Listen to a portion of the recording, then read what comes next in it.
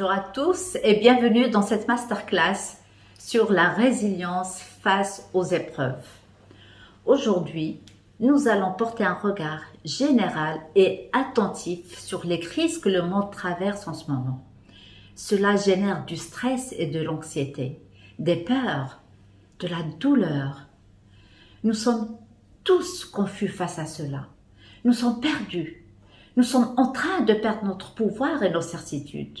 Les médias, bien sûr, ne nous en épargnent pas avec toutes les mauvaises nouvelles qu'ils annoncent au quotidien.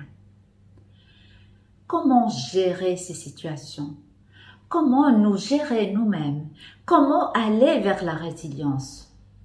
Ce sont de très grandes questions. La première étape, qui est très importante, c'est d'abord décider avec détermination de récupérer son propre pouvoir et sa certitude.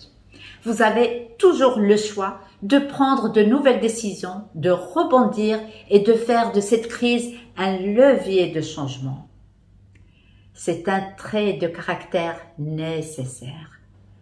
La deuxième étape, c'est faire front à ces inconforts. Au lieu de se plaindre, de fuir ou peut-être de se tourner vers certaines addictions, faire un stop, faire un demi-tour et faire une introspection. Pour cela, commencez à réaliser la présence de nos émotions, à réaliser le contexte déclencheur de ces mêmes émotions. Et c'est la troisième étape, à savoir, le stress est un cumul d'émotions spécifiques non libérées. Ne cherchez pas seulement à vous déstresser ou à vous détendre, cherchez à identifier l'émotion spécifique et son élément déclencheur. Par exemple, j'ai peur parce que j'ai perdu mon poste de travail. L'émotion ici, c'est la peur. L'élément déclencheur, c'est la perte d'emploi. Ou alors d'autres émotions telles que je suis triste, je suis en colère, je suis dans la frustration, dans la culpabilité, j'ai honte, etc., etc. Maintenant que nous avons réalisé la présence de l'émotion et nous l'avons identifiée, nous passons à la quatrième étape. Comment la libérer? L'erreur que fait la plupart des gens, c'est d'enterrer l'émotion, la refouler ou l'anesthésier vivante. C'est la rendre au fait plus virulente et cela fait énormément de dégâts au corps et à la santé. Cette façon de faire est très peu fiable. La solution à ce niveau, ayez l'intention ferme de ne pas vous accrocher à l'émotion, de la laisser partir, de la libérer et de libérer son intensité. Le changement devient beaucoup plus facile et donc, au lieu de fuir l'émotion, reliez-vous à elle, éprouvez-la de manière intense, exprimez-la, laissez-la traverser votre corps et peut-être vos systèmes. Oui, éprouvez cette émotion avant de la dépenser, c'est très libérateur.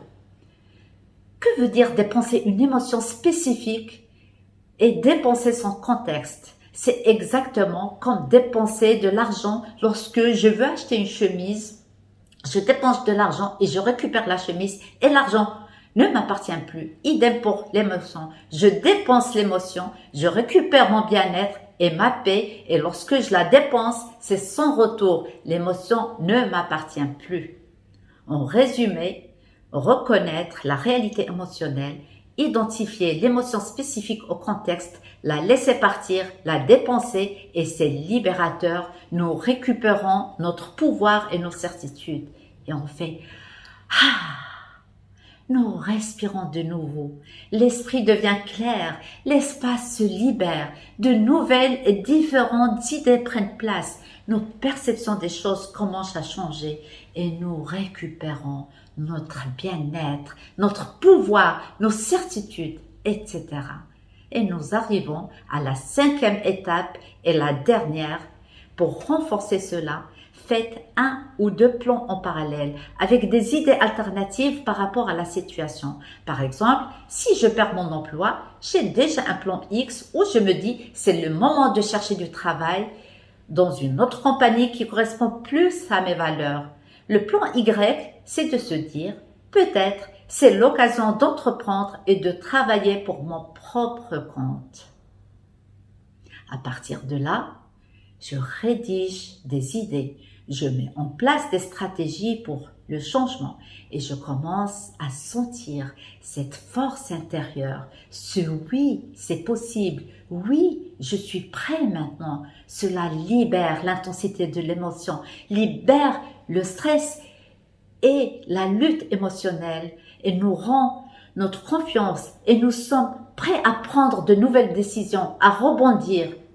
Notre vision change, notre vibration change, notre physiologie change, notre état d'esprit s'ouvre et on se dit tout ira bien, peu importe les circonstances et on passe à une étape supérieure de sa vie.